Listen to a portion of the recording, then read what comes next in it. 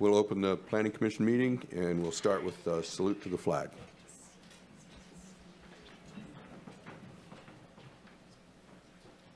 Pledge allegiance to the flag of the United States of America and to the republic for which it stands, one nation, under God, indivisible, with liberty and justice for all.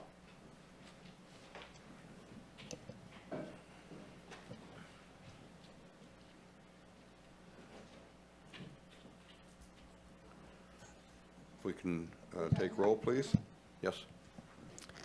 Commissioner Scavdall, Here. Commissioner Levy, Here. Commissioner O'Neill. Here. Commissioner West. Here. Commissioner Curriasi. Here. Commissioner McFarland. Here. Commissioner Mulder is absent. Thank you. Thank you. Director Ford, do we have any agenda modifications this evening? No modifications this evening. Thank you. At this point, we'll take public comment on non-agenda items. This is when members of the public can address the commission on items that are not on tonight's agenda but are pertinent to the commission's jurisdiction. And we'll start with members in the room, and then I'll go to anybody that's online on Zoom. So please, you have 3 minutes. Hi, my name is Sunshine Saraseta. I live in Redcrest in Holmes Flat. And I just wanted to support, I did hear something that there was maybe an amendment to the ordinance for micro business, and I'm definitely in support of that. Anything that we can do to make it easier to get a micro business would be very, very helpful. But what I'm here for today is to ask that we also add another amendment to the ordinance, and that is that ag exclusive, that it doesn't matter the size of the parcel if you live on ag exclusive. When I looked in red at the definition of ag exclusive zoning, it says in there that actually having an agricultural operation comes even before a residence. So living there and not being able to have an agricultural operation in cannabis doesn't feel like it is in accordance to that definition.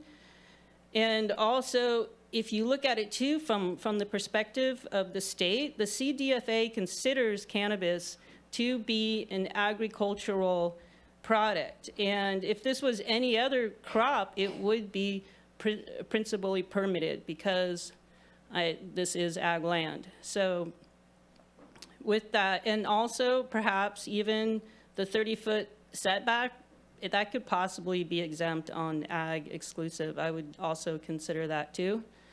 And so that's why I came here today. So thank you. Thank you. Thank you for your comments.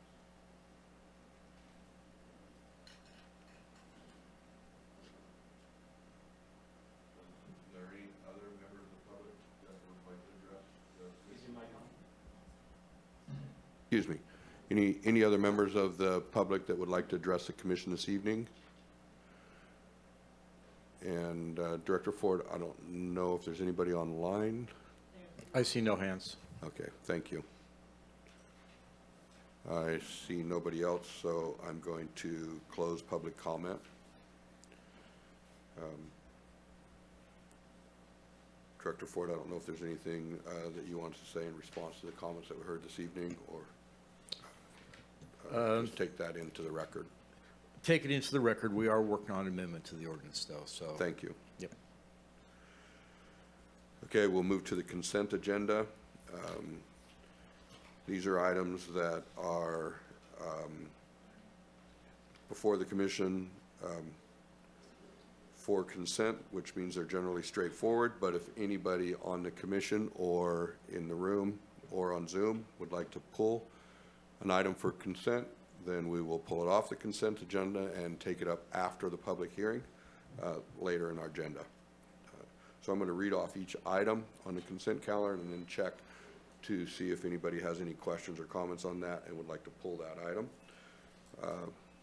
The first few items are our action summaries. So the first one is the April 3rd, 2025 action summary. Commissioners? Okay. And I don't know if public would generally comment on the action summaries, if I need to check with public on that, but, They could. okay, well, I'll check. And I see no hands raised on that. And no one on Zoom. No one on Zoom. Okay, the next one is our April 17th, 2025 action summary. Commissioners, looks like we're all good. No hands in the room or on Zoom. Next are our May 1st, 2025 action summaries. Again, commissioners, we're all good. I see no hands in the room. We'll stay on consent. And the May 15th, 2025 action summary. So all 4 of those action summaries will stay on the consent. Next item is item 5, West Haven Community Services District General Plan Conformance Review for the acquisition of a portion of a parcel. Commissioners, I see anybody in the audience? See no hands on that item and nobody on Zoom, so that'll stay on consent. Item 6, Riverside Community Service District General Plan Conformance Review. Commissioners, we're okay there. See no hands in the audience or on Zoom, so that stays on. Item 7 was the Humboldt Regional Climate Action Plan and CEQA greenhouse gas emission threshold. That is proposed to be continued until August 7th. So does anybody have any concerns or questions regarding that continuance to the August 7th meeting? Commissioners, no. Anybody in the audience? And I don't see any hands. So that's all of the consent items 1 through 7. They all stay on the consent calendar. I have a motion, please. Chair Scavdell, I would move approval of the consent agenda. I have a motion from Commissioner Levy, Second. a second from Commissioner West. No discussion on the motion. We'll just take a voice vote on this. All those in favor of approving the consent agenda, say yes. Yes. Any opposed? No? So consent agenda is approved. Item F, public hearings. The We Are Up, Inc. Planned Unit Development Permit, Conditional Use Permit, Special Permit, and Line Adjustment in the McKinleyville area. We'll start with staff report. Director Ford, to you. Thank you, Chair Scavdall.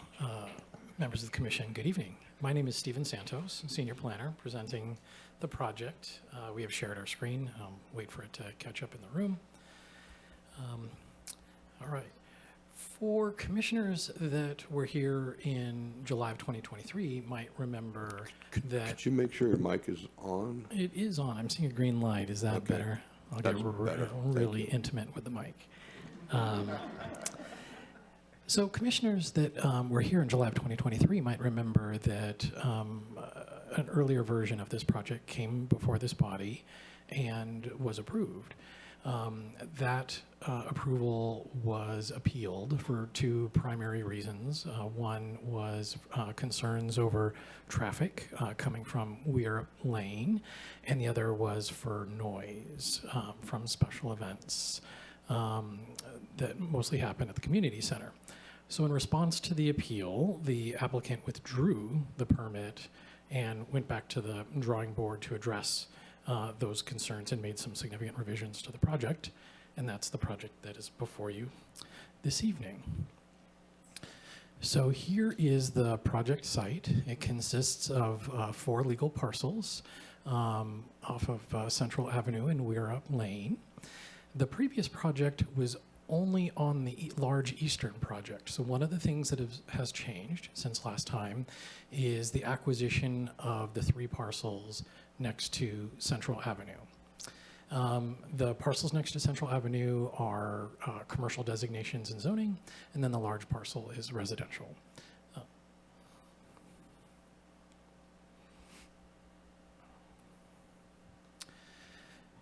I'm going to do a broad level summary now of the project. It consists of 70 housing units. The previous project had 50, so the number of housing units that are being proposed has increased. And that consists of 3 specific areas of housing.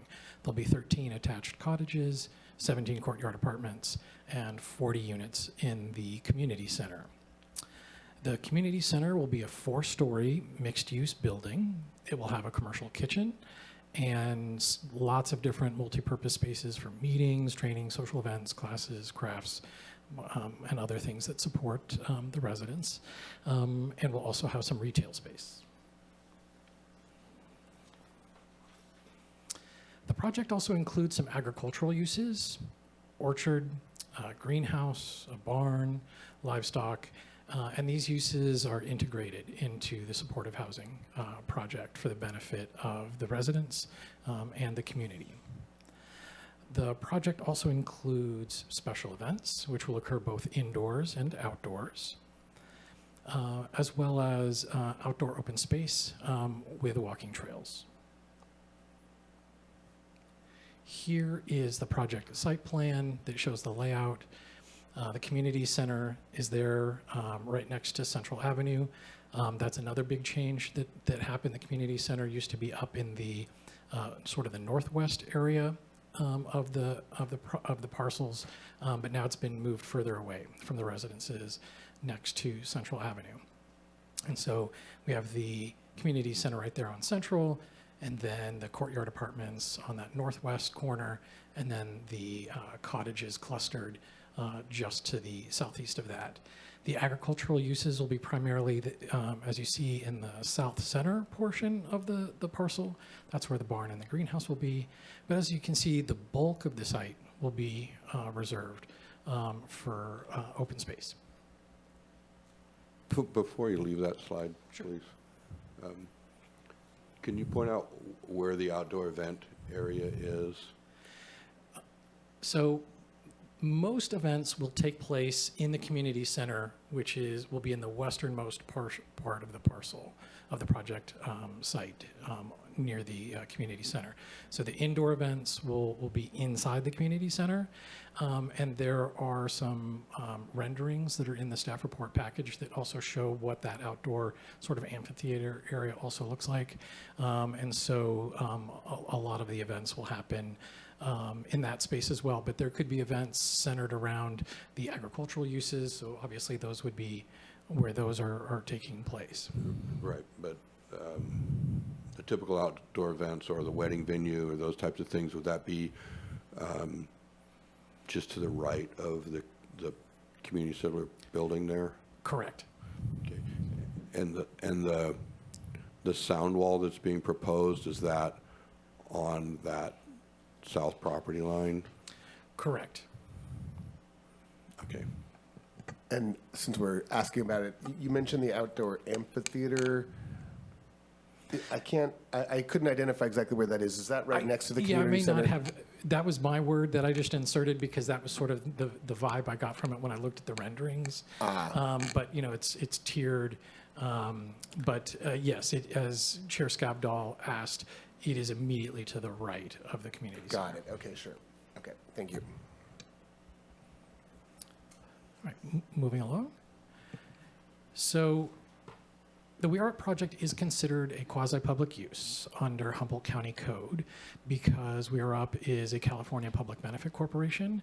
It is also a 501c3 nonprofit under the Internal Revenue Code and will operate and provide recreational, educational, and social facilities. So that qualifies the project as a quasi-public use, which enables some other features of the project. The entitlements include a conditional use permit, which will allow the multifamily units within the R1 zone through the quasi-public use. And the conditional use permit also allows temporary uses under the code, which we are going to refer to as special events. The special permit entitlement does a number of things.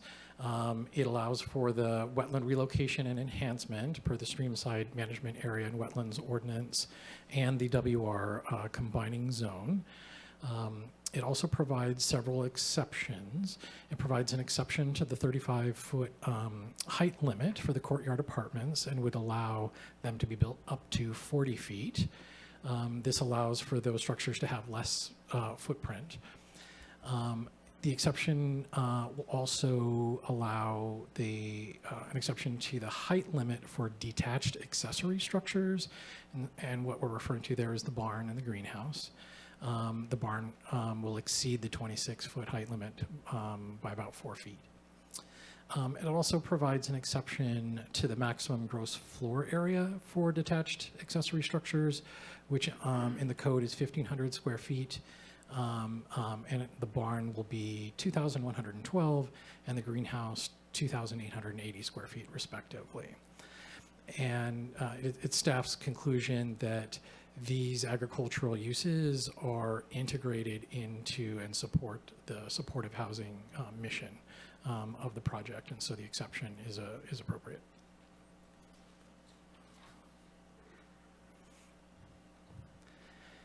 The project also includes a planned unit development permit. The planned unit development permit has several threshold criteria.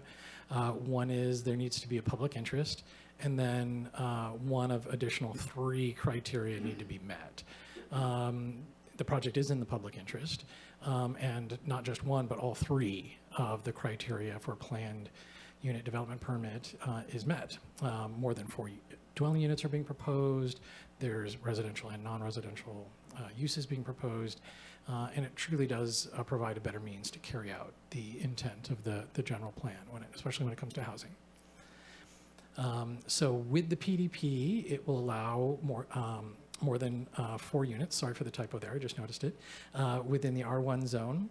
It allows clustering of the units to maximize the open space on the project site. And it is also going to provide a reduction in the setback to interior parcel lines following the lot line adjustment, and I'll get into that next. So as I just mentioned, there is a lot line adjustment. This table is reproduced from the staff report. The 3 small parcels are going to get a little bit larger. The very large parcel is going to get a little bit smaller. And basically, doing the lot line adjustment will help facilitate funding for the various pieces of the project. You know, one of the resultant parcels will be dedicated to all the access and parking. One parcel will be dedicated to open space. And then the other 2 parcels will divvy up the housing units. So here is a map of the lot line adjustment with the proposed development also shown. And what I mean by earlier when I said that there's a relaxation of the setback to interior property lines, you can see that the community center and the courtyard apartments all are kind of snug a little bit against that interior parcel line. The setbacks to the exterior property lines and all the adjacent property owners stay the same, are not going to be altered at all. And that setback reduction will be fine because on the other side of that interior parcel line is going to be parking spaces and internal access. So there's 3 project elements that I want to also kind of go over. One is there are, wetlands on the site. We have that WR combining zone. There's approximately 8.84 acres of wetlands on the project site. Approximately 0.31 acres are proposed to be relocated, filled. Approximately 0.36 acres are to be created, and an additional 0.15 acres of riparian enhancements are also proposed in the form of riparian vegetation and removal of invasive species. So when you take that all together, the total enhancement ratio for this aspect of the project is 1.6 to 1.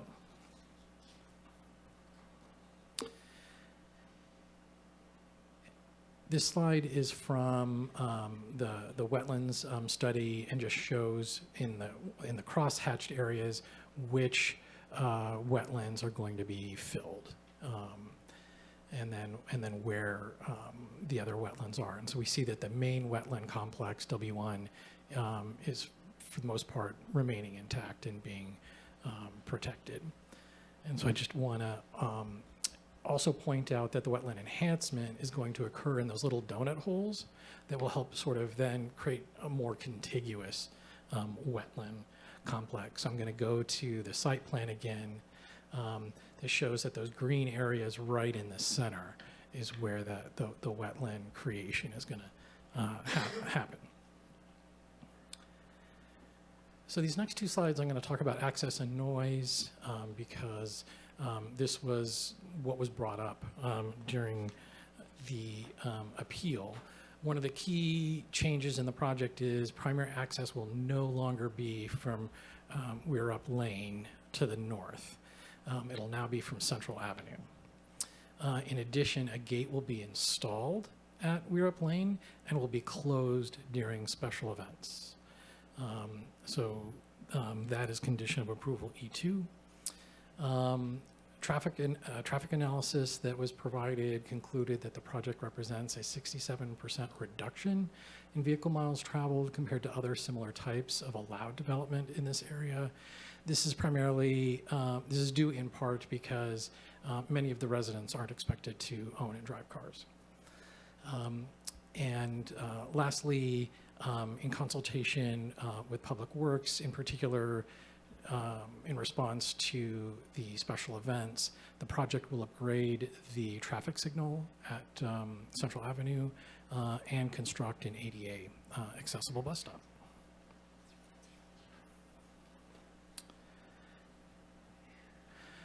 On the topic of noise, I mentioned this earlier, the community center has been moved away from the residents to the north, so it's closer to Central Avenue. A noise assessment concluded that noise impacts from special events would be below the standard set in the general plan, which is 65 decibels. This conclusion was for the homes to the north, but the study did find that one residence to the south would experience noise level of 68 decibels. So that's why the project also includes a design feature that was discussed a little bit ago, of a 6-foot wall that's going to be approximately 210 feet long along that southern property line to achieve compliance with the county's noise standards that are in the general plan. Okay, moving on to environmental review. This project has the benefit of a recent court case from 2024, Hilltop Group versus County of San Diego. And that court case was examined by the county, and we saw that the projects that are consistent with policies for which an EIR was certified shall not require additional review. And so in the staff report packet, there's a very extensive land use ordinance that goes through the applicable county policies, in the general plan, in the McKinleyville community plan, et cetera, to determine whether this type of development was considered in those programmatic EIRs, and whether it's consistent with the standards that resulted from those processes. One of the things that court case, encouraged us, not encouraged, but led us to do is have the lead agency examine if the proposed project had any impacts that were peculiar that were not analyzed in previously certified programmatic EIRs. And we concluded that there weren't any.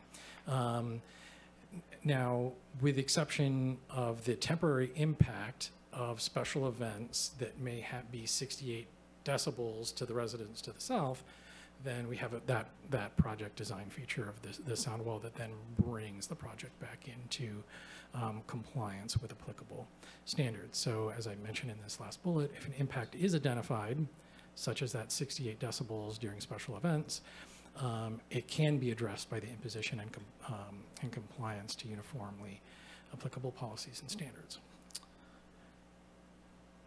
So, as proposed and conditioned, the project will be compliant with applicable general and community plan policies in Humboldt County zoning regulations and standards. Therefore, the project is exempt from further environmental review pursuant to the Public Resources Code and the CEQA guidelines. I also want to note, other than the letters of support that were included with the staff report, we didn't receive any written public comment in response to the public notice. So it is staff's recommendation to find the project statutorily exempt from additional environmental review, to find the proposed project complies with the general plan and zoning ordinance, and adopt the resolution approving the We Are Up project. And that concludes my presentation. I'm available for questions. Thank you. Before we open the public hearing, I'll ask commissioners, do you have any questions of staff regarding the report? I do. On another project, I remember, I think it was in Ferndale, they were going to have wedding venues, and we put time restrictions on music. Is that something that could be appropriate here? Because that's the one thing I could think of that could be loud into the evening. And also, could the barns be used for special events, or is it only going to be restricted to the community center area? So the answer, through the chair, the answer to your first question is there is a condition of approval that limits the time of special events, how many special events per month and per year can occur. And then when it comes to sound, all of those special events must conform to the general plan noise standard. While it is contemplated that most events will either happen inside the community center or near it, it is contemplated that some special events, community events, or events involving the residents could occur in other areas of the property, such as the agricultural use area. And my understanding of that time limit for outdoor events was 10 p.m. That is correct. Thank you. Yes. I have a couple questions. So in no particular order, you said that the traffic signal on Central would be upgraded, and I was just wondering if a roundabout or other traffic calming devices were reviewed when the signal was decided to be upgraded. Through the chair, I don't know if other traffic facilities were evaluated. I was reliant upon the comments received back from Public Works and what they recommended based on their review of the project. So I guess that would be my first suggestion, is if we could potentially look into that to see if a roundabout or some other design would be a little bit safer than traffic signals. I mean, I walk that section all the time, and you have cars turning right on red, or you've got a green walkman, okay, and then you've got, at the same time as a green light, and you've got people crossing. So I'd just be cognizant of the pedestrian safety in that area, especially given the proposed development. And then I was wondering if you could elaborate on the wetland ratios a bit. You had 1.6 to 1. How was that number decided?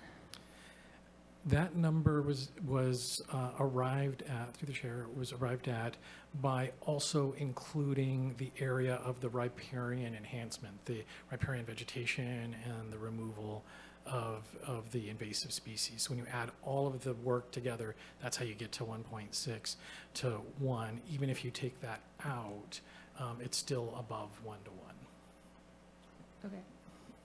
And then just a quick clarification, the community center would be events that are either special events or events for the community, right? This wouldn't be like a public, they wouldn't be hosting public workshops or events, classes, things like that that are listed?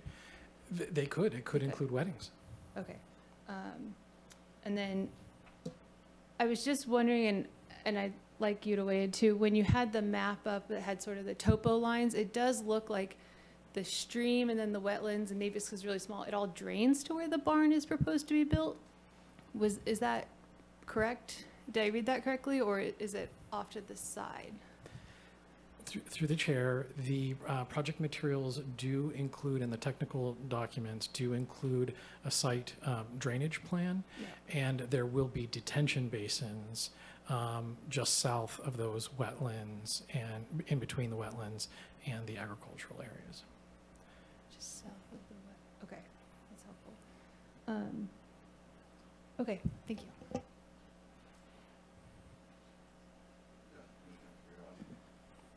Thank you. Thanks for the presentation.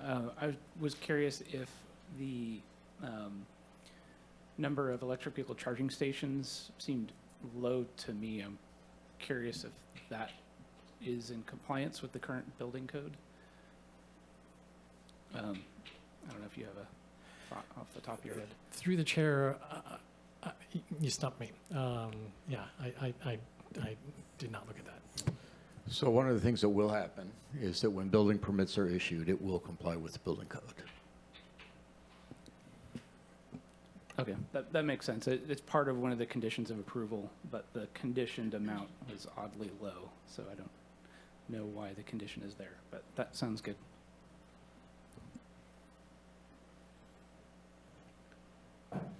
Okay, we'll open the public hearing, and we'll start with the applicant, if you're here, if you'd like to address the commission. And you have up to 10 minutes. And after we hear the rest of public comments, if there's something that you would like to address at the end, we'll welcome you back. Sounds good. Did you get the little thumb drive thing? Is that?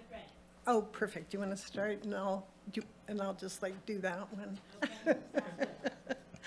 Okay. So we're excited to introduce you to the new and improved project for Weir Up Housing and Community Development that has the power to transform lives and strengthen our community and promote economic vitality. Rosalind Carter said there's only 4 kinds of people in this world: those who have been caregivers, those who are currently caregivers, and those who will be caregivers, and those who will need caregivers. Personally, I fit into all of those categories. I was the caregiver for my husband, Roger, from the time he was diagnosed with cancer until he passed. My mother, who lived in Humboldt County until she was 96, enjoyed her family, and I've often relied on my daughters for help as I age. I've been the legal guardian of my granddaughter, Jaden, who has autism since she turned 11. She's now a few months from 18, and she longs for the things her peers have: friends, independence, and a sense of belonging. I feel a responsibility to give her as much independence as she can manage. We don't exactly know how much that is right now because she's growing in her abilities every day. We do know that every one of us can do something, whether it's a smile and a wave or living almost independently. Every one of us will need help from our community at some time. Next. With the increasing diagnosis of autism and other intellectual disabilities and the aging of America, it's critical that we find models that work now and also be as self-supporting as possible. It's very expensive to maintain these projects, and we all know budgets are tight at times and you just can't leave people. So that is a big part of the design, to create a model that is self-sustainable. If all of us will need care for a loved one or for ourselves at some point in our lives, wouldn't it be wonderful if that care was affordable and accessible, so that caregiving could be a source of comfort and joy rather than stress and financial hardship? Our economy is powered by caregivers who are so often unseen. Not just an individual or a family issue, it's an economic and social issue. Treating it as such could pave the way for solutions that boost economic growth and resilience at all levels of society. Many caregivers are unable to work at a job that they are qualified for because they always have to stay available to take care of the children at a momentary crisis. Many seniors and people with disabilities could also contribute more than they are able. Building a modern caregiving system would unlock progress for women who do the majority of this caregiving in the United States, and most of it is unpaid. This can have long-term effects on their health, their careers, and financing a care system built for today's needs would allow women to step into their full selves and contribute more to our economy. We see so often that people are siloed in our society. Seniors living in senior housing, people with disabilities living in group homes, students living in dorms, Republicans on one side of the aisle, Democrats on another. How can we come together as a country when we have so many walls between us? The We Are Up project has brought diverse groups of people together at a time when we need community the most. We have a broad spectrum of support from seniors teaching Tai Chi to timber companies, and you don't get much more diverse than that. Next. We have support from parents who worry every day what will happen to their adult children when they're no longer able to care for them. And some of the same young adults longing for a place to call home. When we're faced with a caregiving challenge, we quickly learn that we are more alike than we are different. Next. We Are Up is designed to be a community within the community, providing job skills, training on site, and a place for the community at large to come together. It's designed to be a place where everyone can contribute and everyone can receive the supports they need. Next. A place where we can plant seeds that grow food and grow our residents' ability to be part of the community. Next.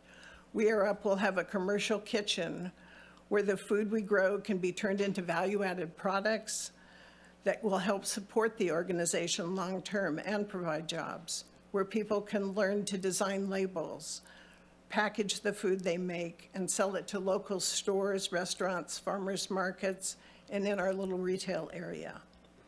They can learn how to work towards a goal and lessen their sense of isolation. With that same food, the community at large will be invited. That's okay, yeah, that's, oh, we're still back there, but it doesn't matter.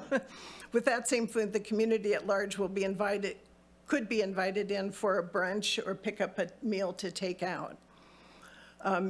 Giving even different types of jobs to our residents. A gathering space for all of us to come together for special events, and perhaps most importantly, it will give the community the opportunity to know our residents. Because when you know someone, you tend to care about them a lot more. And the isolation that seniors feel is real, and the isolation that people with disabilities feel is really real, and we'd be more apt to support our most vulnerable neighbors.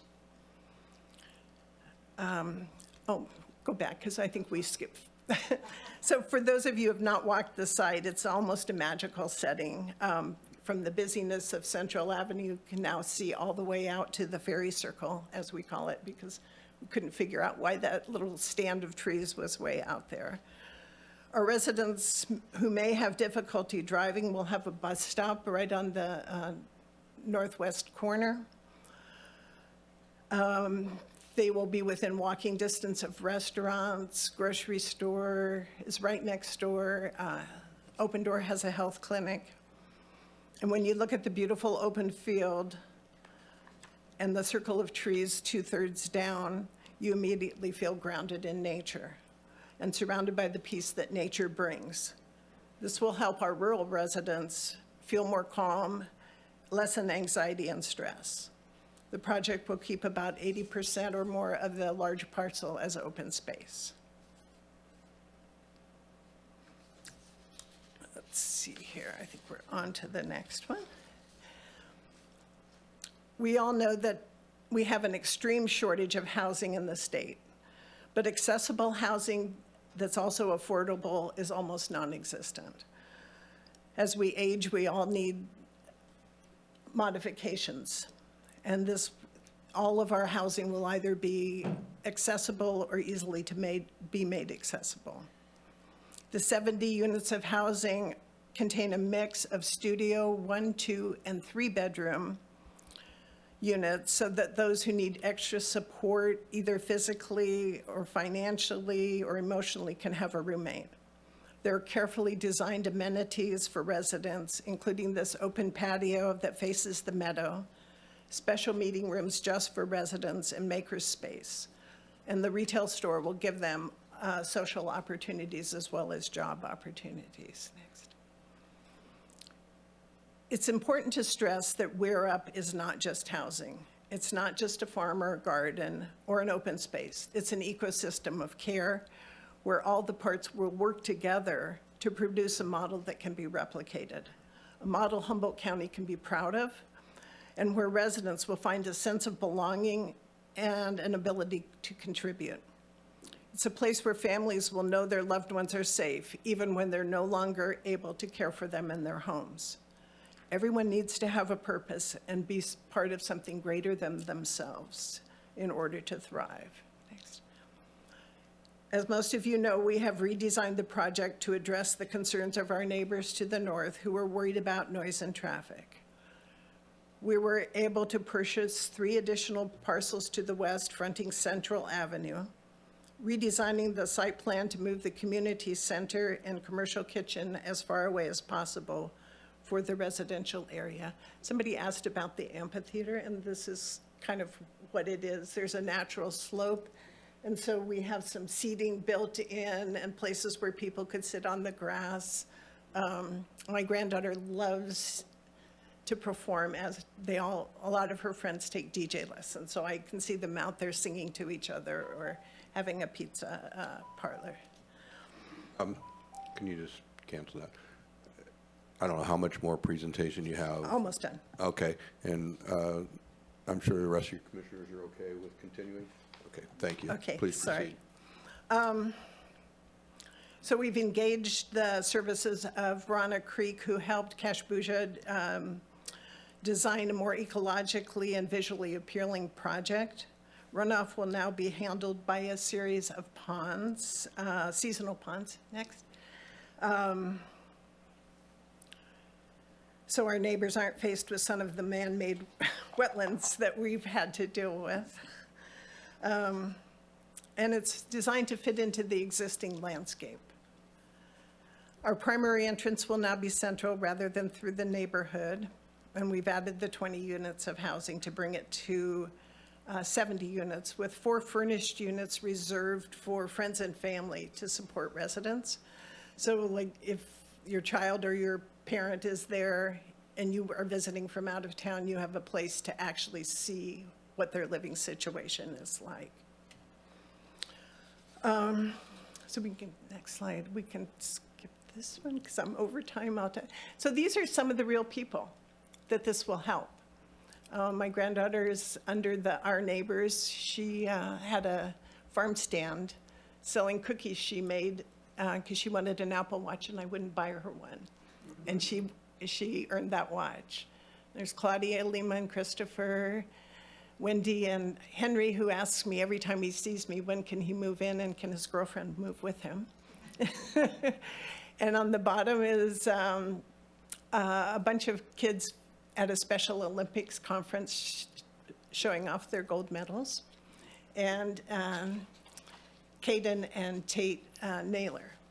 So, I mean, they're real people, and they're fun, and they're just so kind. So they deserve everything we can offer them. Questions? Thank you. Okay. I don't know that we'll have questions at this time, but we'll bring you back later if we do. At this time, if there's anybody else that would like to address the commission on this project, please approach the podium. And you'll have 3 minutes. Good evening. I'm Wesley Chesborough, and I'm first, as a resident of McKinleyville, I'm here to support We Are Up. I live in the neighborhood a few blocks up on Bella Vista, and I think that this project has all kinds of attributes. It is a great use of the property. It provides housing while at the same time preserving open space. It helps contribute to McKinleyville's further development as a rich, full community, which there's many things, the town center efforts, the efforts to build the senior housing project. I think these things are all converging to help McKinleyville evolve in a really wonderful way. Also, I'm here as your former state senator who chaired the Senate Committee on Developmental Disabilities and Mental Health and had a great deal of experience and education learning about the issues around disabilities and worked on unfortunately not for Humboldt County, funding and development of housing for persons with disabilities elsewhere in the state. And I'm very aware of the importance of providing that kind of housing. You know, the greatest limitation on people with any disability is society's inability to see their capability and their potential. It's not the disability itself, it's the limitations and the lack of support that they need in order to fully live a full life. And this housing project is an example of offering those kinds of opportunities. And then finally, I think we all know that we need housing in this county. And to the extent that seniors move there and free up other housing, and we're able to increase the overall supply, we're helping to solve a larger problem as well. So I'm an enthusiastic supporter, and I encourage you to approve the project. Thank you.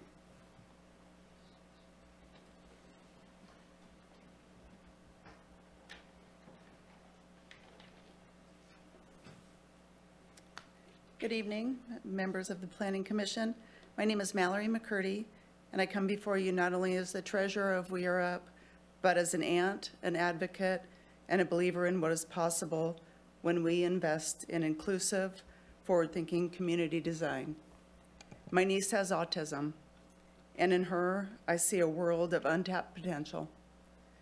Potential that often goes unseen in traditional planning of a community. Our vision for this community is to create a place where people like her and like so many others, from seniors to essential workers, don't just have a place to live, but a place to belong, contribute, and thrive.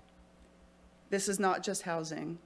This is a community intentionally built to reflect the diversity and strengths of people with disabilities, older adults, and members of the working force who too often fall through the cracks of affordability and accessibility. As the head of the agricultural portion of this project, I want to highlight how transformative that piece can be. The farm won't just grow food. It will grow purpose, connection, and healing. We envision day programs where individuals of all abilities engage meaningfully, caring for animals and plants side by side with local students through partnerships with the FFA and 4-H chapters. Imagine young people learning not just agriculture, but empathy and leadership through those partnerships. This farm will be a calm, nurturing space where someone who might struggle in traditional work environments can find peace and dignity through their contributions.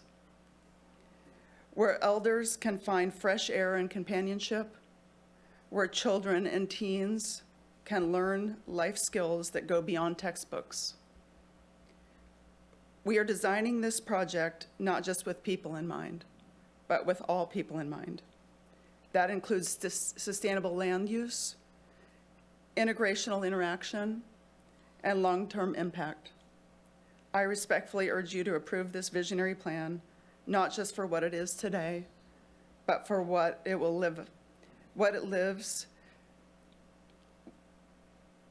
up to and uplift tomorrow. We have a rare opportunity to say, sorry, we see you, we value you, and you belong here. Thank you for your time.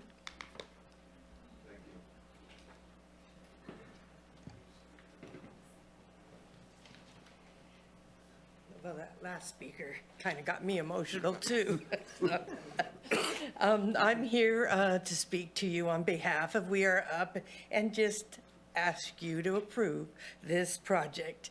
I've been a little bit involved with it, both as a volunteer and in helping Mary with other projects. But what is amazing about this project is the diversity of what it brings to both the community and to what it will bring to the residents.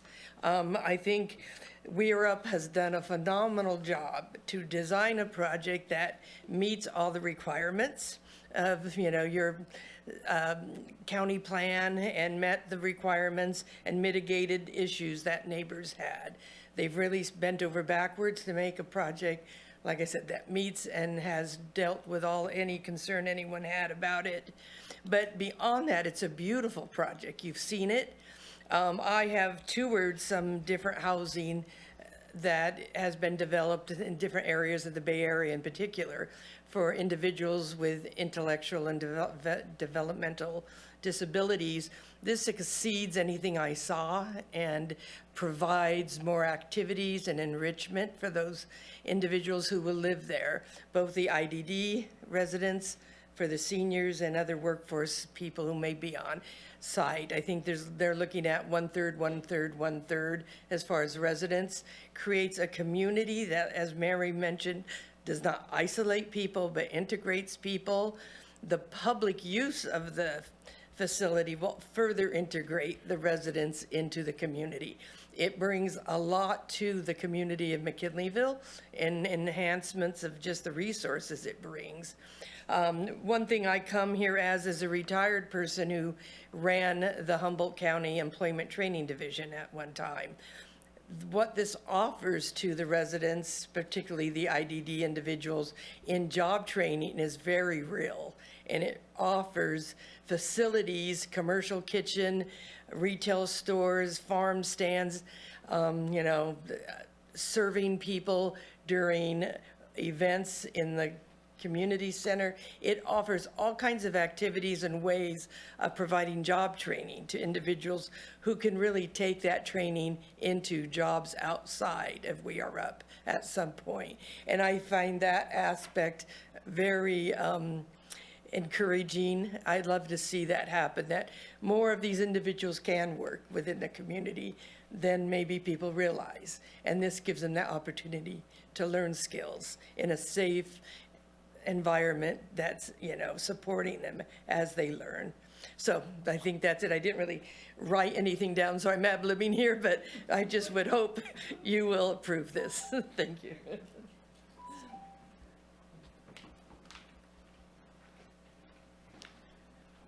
Good evening, Commissioners.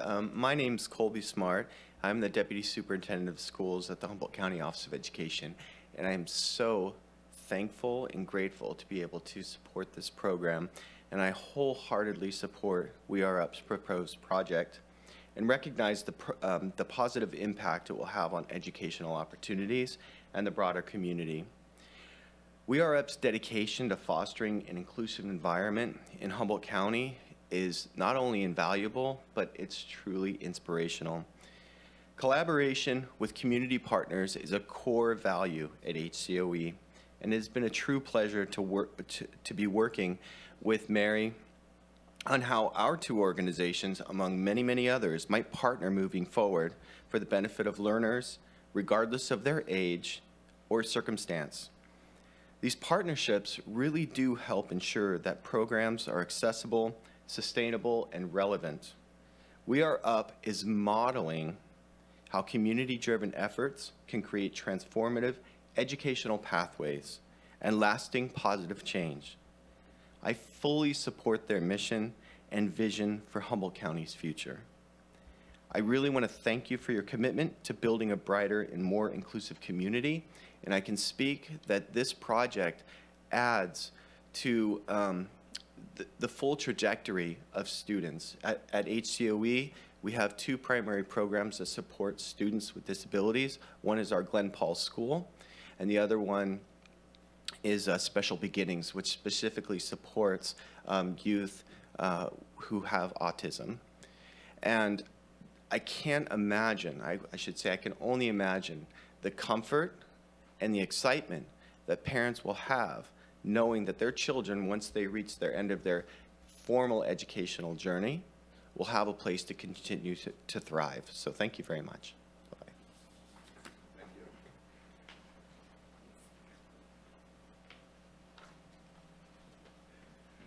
Good evening, Commissioners. I'm Tori Starr. I'm the CEO of Open Door Community Health Centers, and I'm also a board member of We Are Up. I'm really protective of my time just because of how busy my job is. And when I heard about We Are Up, I jumped on the opportunity to actually contribute because it's not a housing project, it's building a community. And that's such a rare thing for us to be able to do. I want to talk a little bit about the health aspects of the project. So Open Door serves 60,000 people a year. 13,000 of those are Medicare patients. So we're really engaged with the senior population. And every day in our work, we see how housing is not just a social issue, it's a health issue. Without safe, affordable housing, no individual, regardless of their age or ability, can actually fully support their physical and mental well-being. That's why I'm here to express our enthusiastic support for the We Are Up project. This initiative does more than build housing. It builds belonging. It is thoughtfully designed, sustainable, intergenerational community where people with disabilities, especially those on the autism spectrum, can live, grow, and thrive alongside others, including our rapidly aging senior population. We are facing an urgent crisis. The fastest growing segment of houseless population is seniors. And individuals with disability continue to face enormous barriers to stable housing and supportive services. These are the very individuals who benefit most from environments of connection, understanding, and community. And this is precisely what this project delivers. We cannot treat health in isolation from housing. We cannot stand by as our most vulnerable neighbors fall through the cracks. The We Are Up project is exactly the kind of forward-thinking, compassionate solution our region needs. I urge you to approve this important project for the health of our community and for the dignity of every person who calls Humboldt County home. Thanks so much. Thank you. We're going to pause for a 10-minute break, and then we'll pick up here, and I think we have some people online also that might want to speak. So just take a little break, and we'll be back in 10 minutes.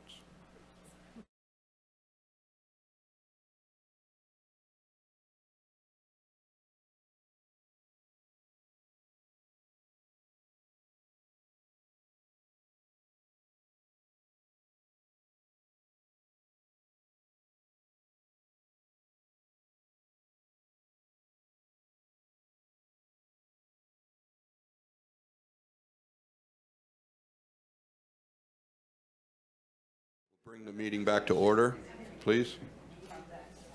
So, continuing the public hearing on the We Are Up project. Again, I'll ask, is there anybody else in the room that would like to address the commission? Thank you. Please come on up. Hello, I am Sierra Braggs. I have spent the last 17 years working in the field of services to people with intellectual and developmental disabilities, which is more and more made up of people on the autism spectrum. And my primary role has been looking at how we create more inclusive communities. How do we make services better? Because one of the things that happens with isolation is that people actually get abused and they get hurt. So not only do we have the mental health conditions, but we have people actually experiencing harm. And so I worked at Rubber Coast Regional Center for the past 10 years. I left in January. And I was at Rubber Coast Regional Center when I met Mary, and the We Are Up project was just getting started. And I've gotten to see over the last, 4 or 5 years, the project has really changed, and it's become more than just a place where people will live. It's going to be this beautiful, vibrant community that you've heard so much about tonight. And I can tell you, we helped to fund several different affordable housing projects in Mendocino County, Lake County, and this was our first one at RCRC that we helped to fund in Humboldt County. And there's nothing else like this in the state. I suspect there's nothing else like this in the country. It is truly what we need moving forward. There are 200 people with intellectual and developmental disabilities who live in the McKinleyville area that don't have any access to regional center services in their part of Humboldt County. Most of the services are in Arcata or Eureka or down in Fortuna and Rio Dell. And so We Are Up is also going to provide this opportunity for the people who live in McKinleyville and who maybe want to experience community inclusion in McKinleyville instead of coming to Eureka Arcata, to do that there in McKinleyville, which is really exciting. And We Are Up recently just received funding from Redwood Coast Regional Center, in addition to building the housing, to actually develop this community inclusion service that will use the greenhouse as kind of a base to help people experience community by doing things that you have a shared interest. It's kind of hard to make friends. You make friends by doing things repeatedly with people who have a shared interest with you. And so, anyways, I just wanted to enthusiastically encourage you to approve the project. Thank you.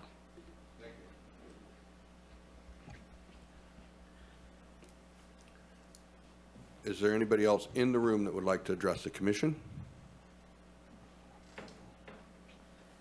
Good evening. My name is Kash Bujje. I'm the architect for the project. Like everybody else, I've been living this for the last 5 years, I think. Really intimately, maybe not as much as that in the last year. We have tried very hard in the last design since July 2023 to be a good neighbor as we try to create a sense of belonging for the future end users. We like the project to also feel like it belongs to the site. And we try to locate the most of the proposed structures in places that already have been disturbed. The majority of the wetlands that are being filled, almost all of them, are actually man-made and the results of runoffs. Of the 70 units, 6 of them are not going to be wheelchair accessible. On a sloping site like that, that was really a nice challenge to take on, and at the same time make it look like if it belongs and it's not ramps and all that kind of stuff. The reason we have gates is because of the fact that we want the residents to be free to roam on the property, because there are runners with IDDs. So that's one thing about, the gate, because sometimes there is a notion with gated communities and whatnot, but the neighbors also requested to not have traffic flowing during events. Only 35 parking spaces are for residents. That's the percentage of the residents that we assume might be driving because of the seniors and IDDs. So majority of the parking that's set aside is requirements because of the potential gathering that we are seeing.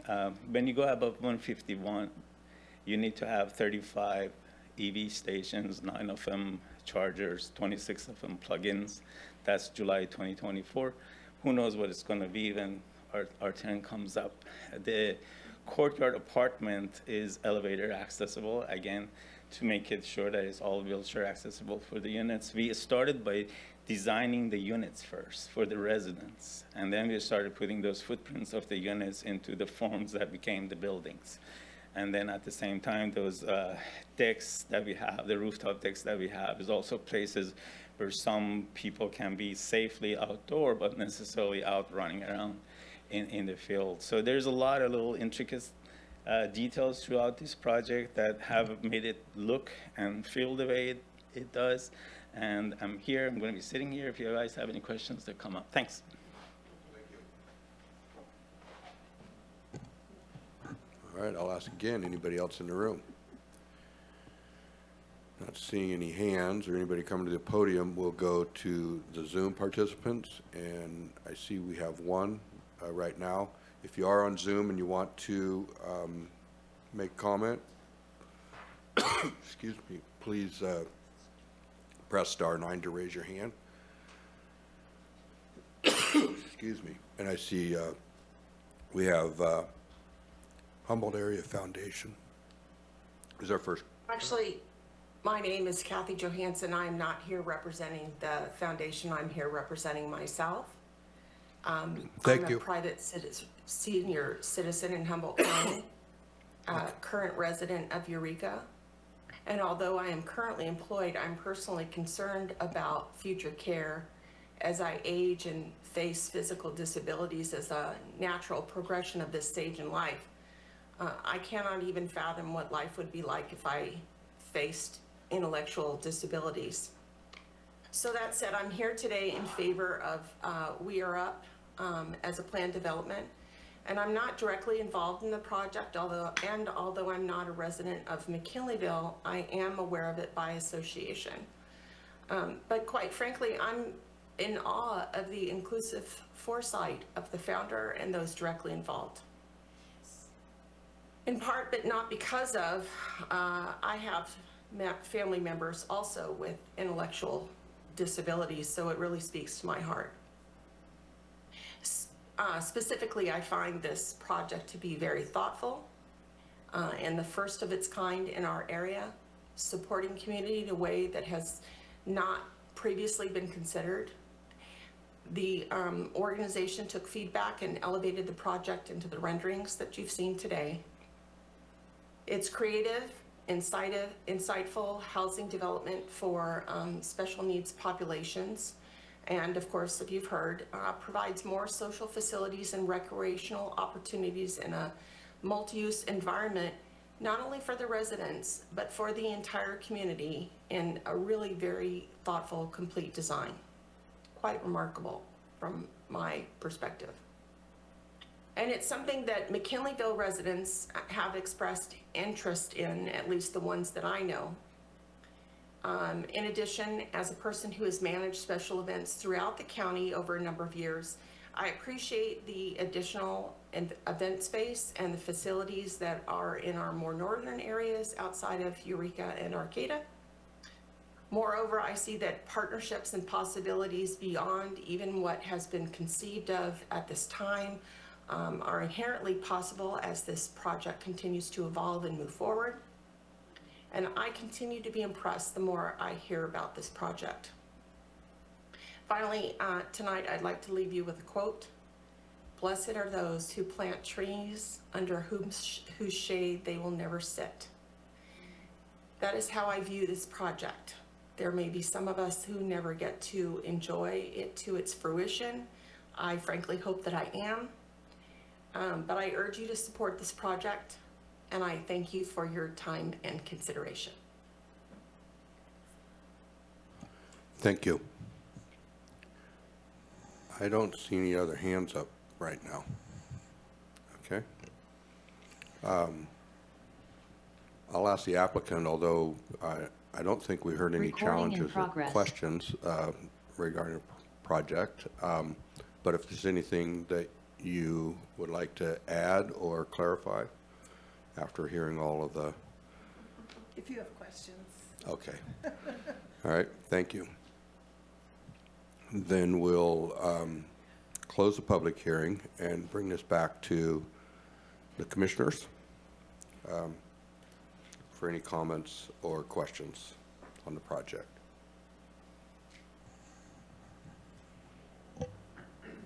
I'll just say, I'm ready to make a motion if nobody else has anything else to add.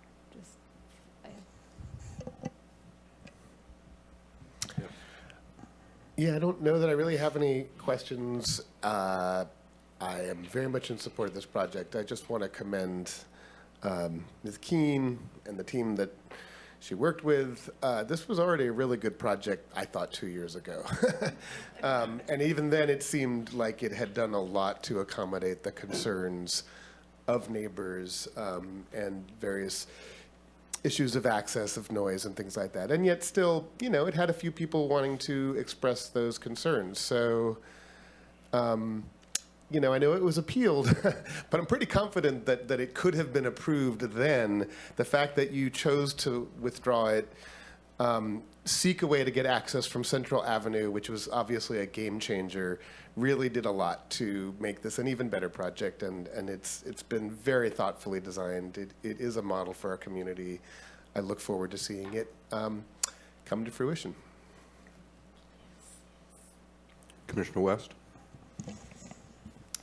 Similar to Commissioner Levy's comments, I also thought it was a great project the first time around.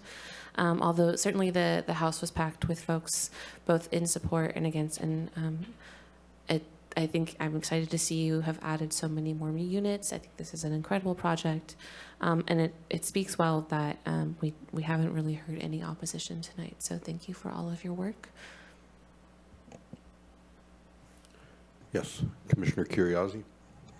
I'm going to I also, fantastic project. I'm really excited that I get to be part of this motion tonight. I do want to pivot a little bit and take the opportunity to recognize that this is one of the first sort of initial attempts at implementing a VMT threshold that we discussed. It hasn't been approved by the Board of Supervisors, but was used as a guide to look at the VMT impacts. And I did have one comment on the approach followed, just maybe a concern I have going forward to staff. I noticed that in some of the arguments made, there was a comparison to other potential multifamily unit projects that could be developed in McKinleyville. And it struck me as an approach of picking a worst case scenario and saying, well, we're doing better than a worst case scenario. So I think I would urge staff to really focus on, we look at the per capita VMT of the project and we compare it to the per capita VMT threshold, and we really stick to that and not start getting into the weeds of potential worst case scenario comparisons. But other than that, I completely agree. The VMT is quite a bit lower than the thresholds, and it's a fantastic project. I had a couple of questions related to kind of fire and life safety. The gate, and I understand we're going to have a gate, which I think is great to control access and limit people that are attending some of these functions or at the venue from entering or exiting through the neighborhood. But I want to make sure that that gate is going to be designed in such a way that emergency access and fire still has access through that. And if people do need to exit the venue and can't for some reason exit onto Central Avenue, that they can exit. So I think that's just more of a design detail to make sure that we have that.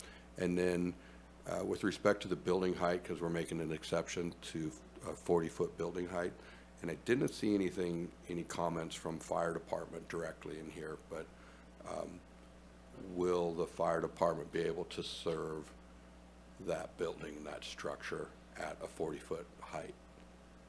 And I just want to make sure that we've met that criteria. We did circulate it to fire. I don't believe we got negative comments back on the height.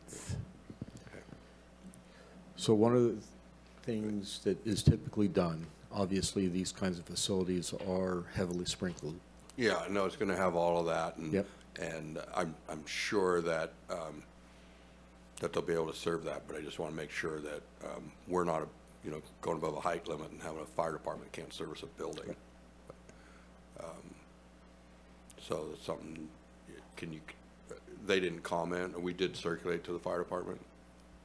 Chair Scavdol, I can confirm we did refer the project to Arcata Fire Protection District, and they did not respond. They will also do a plan review. Correct. Okay. I can respond to that. On the first item, the gate, there's no gate at Central for the vehicles. Right. The gate's only proposed at VR Up Lane.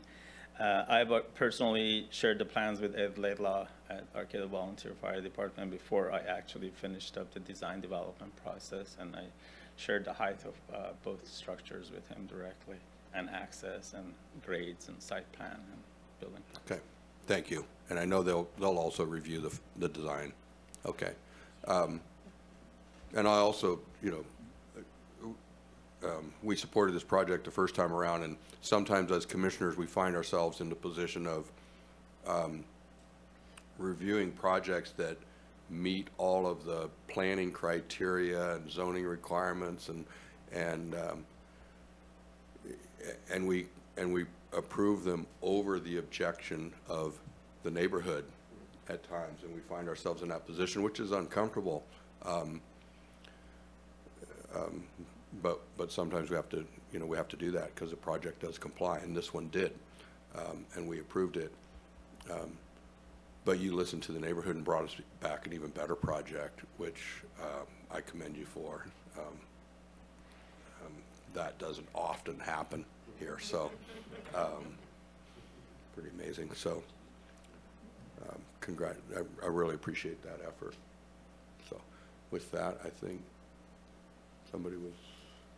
any other comments? Okay, then I'll make a motion to approve public hearing agenda item 1. We are up incorporated planned unit development permit, conditional use permit, special permit, and lot line adjustment as proposed, with the minor amendment to re-review the applicability of the proposed traffic signal upgrade to determine if roundabout or other design is more appropriate given the projected traffic volume and pedestrian use. I'll second it. So we have a motion from Commissioner McFarland and a second. Can you repeat your added amendment again, please? It was to re-review the proposed traffic signal upgrade to determine if a roundabout or other design feature was more appropriate for the projected increase in traffic volume and pedestrian use. Director Ford, did you have Yeah, a comment? could we put some bounds on that? Because we looked at that a little bit, and it's not going to fit in the right-of-way. And so, I mean, can we put a limitation on it that if it requires additional right-of-way acquisition, that the roundabout is immediately determined to be infeasible? Yeah, I think the county's building and planning department can use best judgment to determine if there is another measure to help the pedestrians and the traffic flow, and if not, then your best judgment is fine. Thank you.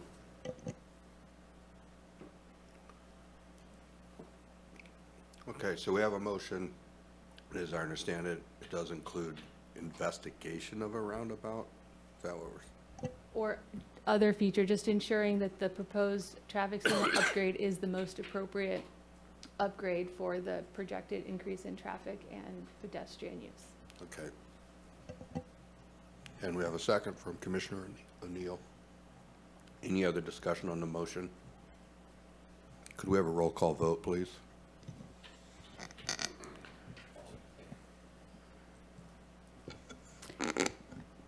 Chair Scavdall, Yes. Commissioner Levy, Yes. Commissioner O'Neill, Yes.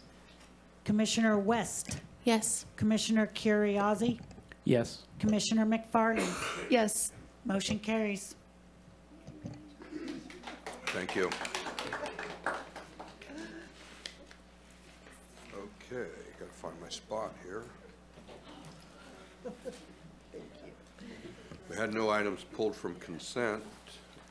Can I just thank you all? And Yes. also, I know this was a special meeting for you, so I appreciate that. Thank you. Director Ford, do we have a report from? Yeah, just a couple things. As you noticed tonight, I apologize, we didn't have the Regional Climate Action Plan, but we're still working on responding to comments and didn't want to release something prematurely. Figured you would rather have us take the time and give you something complete than rush and give you something that was rushed. So we are working hard on that. I just wanted to share a little bit. The town center from McKinleyville is also moving towards you. I anticipate taking the version that could be used to make a recommendation by the MCMAC and the final EIR back to the MCMAC, McKinleyville Municipal Advisory Committee, on July 30th. And then then anticipating that would be in front of you on August, I think it's the 19th. And so we're working towards that. So in August, you're looking at having two pretty heavy items. The On RCAP, separate agendas. two separate agendas. Yes, thank you. Yep. I think maybe I'll just share with you a little bit that the Board of Supervisors at the meeting this week did modify the code enforcement proceedings to clarify how we assess penalties and the maximum limit the maximum level of penalties. Basically, just to address either process things or just put appropriate bounds on things. And that's all I've got right now. Okay. Well, is this for Director Ford?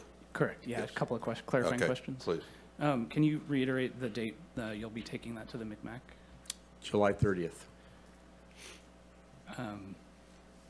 And actually, I lied. My second question is maybe more to staff and the commission. Would there be possibility and interest in a workshop to help digest? Because I know these are both complex projects, and I would be interested in a workshop if there is interest, availability, and if that's a possibility on the staff side. We could have a workshop, and that has been discussed. One of the things we're trying to balance is Life Plan Humboldt now has property control, and so they're ready to move forward, and they're waiting on adoption of the town center. And so if we were to schedule a workshop and then a hearing on that, that may project it out for a while. And I mean, it's not that I'm happy to schedule a workshop if that's the commission's desire, but that is the thinking. I do have a conflict with the second meeting in August, so I will not be here. On the 19th? Correct. I think it's actually the 21st. Is it 21st? It's whatever the second meeting in August is. Okay. Thanks. I'm trying to see. I stand corrected, it's the 21st. Yeah, I know I have a conflict. We talked about that.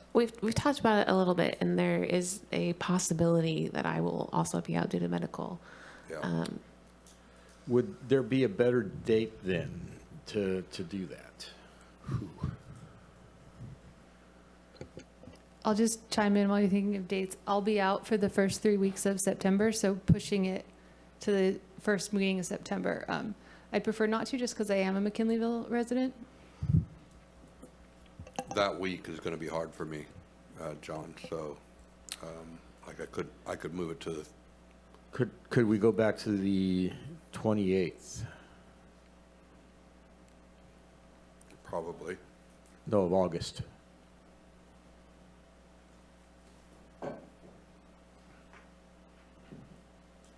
Or even the 14th of August. I know that would mean 2 back-to-back weeks with this item, but if that worked better for people, I believe I would be available either of those alternative dates. I would too, and I would, I'm finalizing some plans right now, so I think the 14th would be safer, but I could probably make the 28th work. I'm sort of similar on that. I could do that. You know, just timing-wise, to turn around from the 30th, you know, Right. and not knowing what the MCMAC is going to do, and then I'd have to really notice it before the MCMAC meeting to get to the 14th. I see. That's problematic.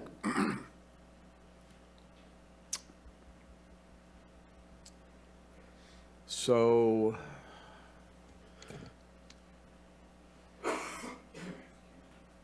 for lack of a better solution,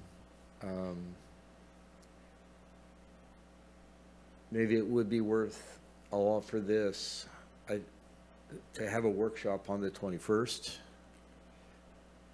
And then, boy, there's no good answer here, is there?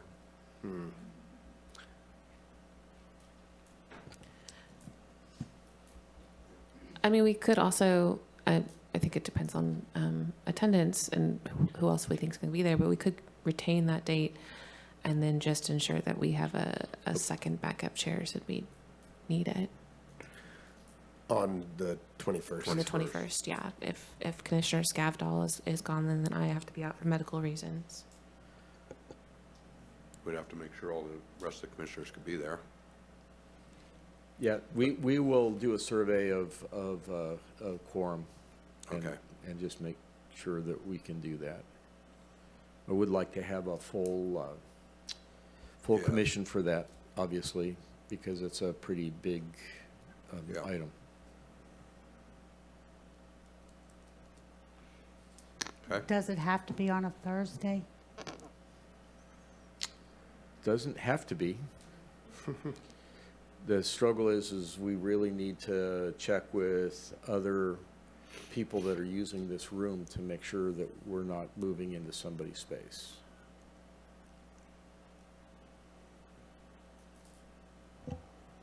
I'm open to a non-Thursday if it does work that way. Not on Thursday? Any day. Any day, okay. Sign me up.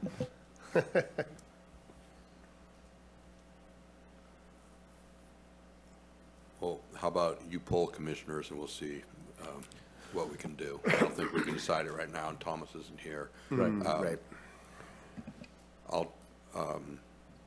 Yeah, I don't think I can be here. There's a possibility I could squeeze it in on the 20th, but it'd be hard. That'd be Wednesday. Like, would the 18th or 19th be better? No. Okay. No, I'd be coming back and leaving Oh, yeah, no, okay. to try Sorry to about make that. Wednesday work. What's that? To try to make Wednesday work. Oh, yeah, no. It's really not a good week for me. It just turns out that I just have conflicts all week. Okay, we'll take a poll and see what we can do. Okay? Thank you. All right. Anything else, planning commissioners, for discussion this evening? Putting the same question to the climate action plan in terms of a workshop. Workshop on Is that there as well, yeah. interest in doing that, or is there similar time constraints on that one? No, there's not the same time constraints on that. We can make the August 7th meeting a workshop, if that's the commissioner's pleasure. If we do that, that means we're probably not going to come back to the climate action plan until September. sometime in September. Right. Yeah. Okay. We were trying to only have the climate action plan on an agenda. I mean, Right. and I know that's a heavy lift. I would advocate for that. I also felt Advocate for a workshop. Yeah, I felt like the VMT threshold was sort of similarly complex and could have benefited from a workshop. Well, ultimately, it took us 2 meetings to get through the VMT threshold because we didn't have a workshop, probably. Right. So, I would support that, particularly for the RCAP. The idea of a workshop first before the actual hearing makes sense. I wasn't sure if there were timing requirements that would weigh against, but I appreciate that you raised the question, and it seems like maybe that one way. It doesn't have the timing pressure there in my mind is that 2030 right. is marching upon us. Yes. And I'd like to get some of this stuff in place. Yeah, we're not going to have, we're eating up the runway on actually implementing Right. activities. The workshop itself, the format is typically a staff report, and It's functionally similar to a Commissioner? hearing. we still have to take public comments even though it's a workshop. Yep. So the disadvantage is we're going to march a group of people up to the podium twice. And I don't mean that in any way to be disrespectful. It's the process, and certain groups and people are going to want to address the commission during the workshop, and they're going to come back and address the commission again during the hearing.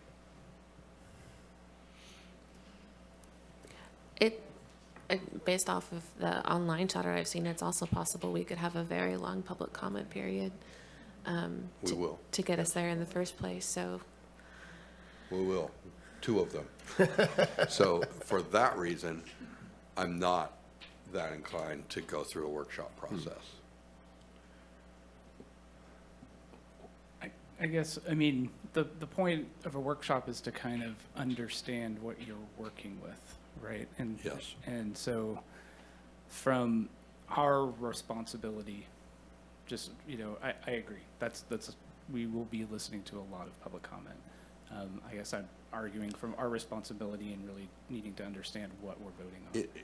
I have, in other public forums, attended workshops that are limited to staff and commission as just a technical forum workshop where we're reviewing a document, understanding the format, understanding what, and not taking public comment. So that's why I'm asking the question, if we have to do that twice. We need to take public comment. Okay.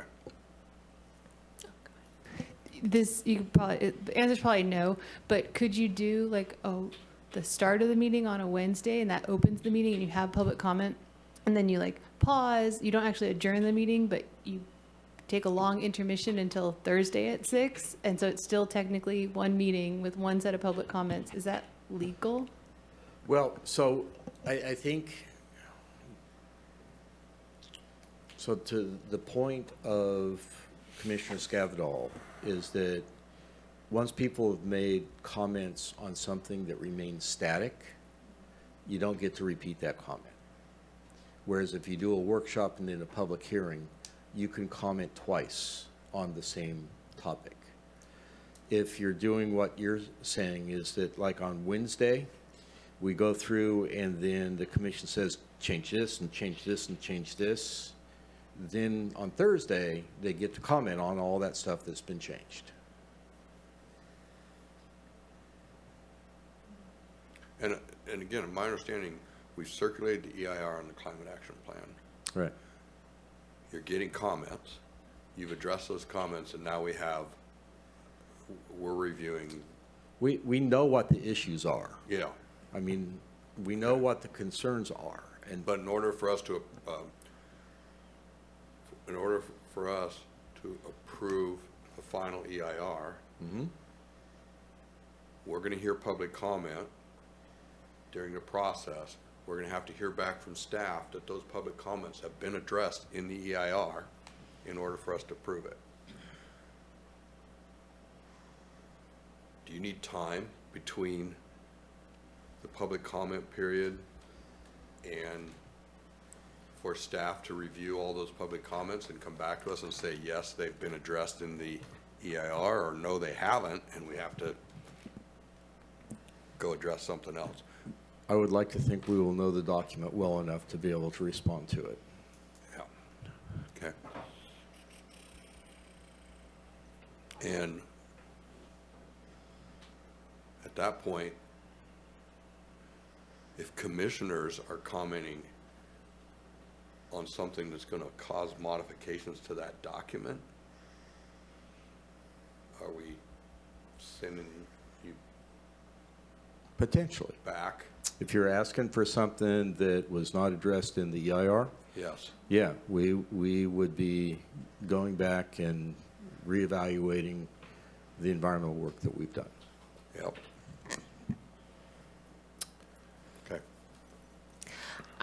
I think I lean towards favoring a workshop. I think with very visible issues with a lot of public input, it doesn't hurt to have more opportunities for public process. And especially if we do, it's likely we're going to end up with 2 meetings anyway. So to me, it makes sense to do a workshop. I also think the potential advantage of the workshop is going to be getting the commission, and I think this is to Commissioner Currios's point, getting the commission aligned and up to speed on all the issues so that you aren't maybe getting some last minute questions or curveballs. That absolutely is a benefit of a workshop. You get to kind of find out where all of the big holes are before you get into the hearing. Yeah. However, if we have a room full of people and it takes us hours to get through the public comment section. We're really not going to get a lot of commission No, dialogue. So- ironically, we only received 4 letters on the EIR. Okay. We didn't receive a lot of comments. So they're really, I mean, I don't know if people are tired, if they're worn out, or if they don't care. Or there are certain groups representing their interests that are commenting. Right. Yes. Well, Okay. one group consists of about 4 or 5 different groups, and Yeah. their letter Okay. was intense. I guess I also agree 2030 is marching towards us, but also there is nothing stopping jurisdictions from implementing the recommendations in the Climate Action Plan. We don't have to wait for it to be. There's power and benefit in being adopted, but it's not preventing those. I want to just point one, if you're not aware of this is a critical component of the Regional Climate Action Plan. It's looking at having a Regional Climate Action Committee. And some of the discussion to this point has been that will be HCOG. And HCOG is preparing to step into that role. But, you know, formalizing that really is reliant upon getting the initial blueprint done.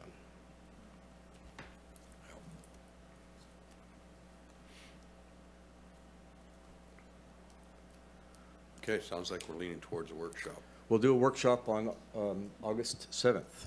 Okay. Thank you. Anything else, commissioners? Not for me. All right. Meeting adjourned.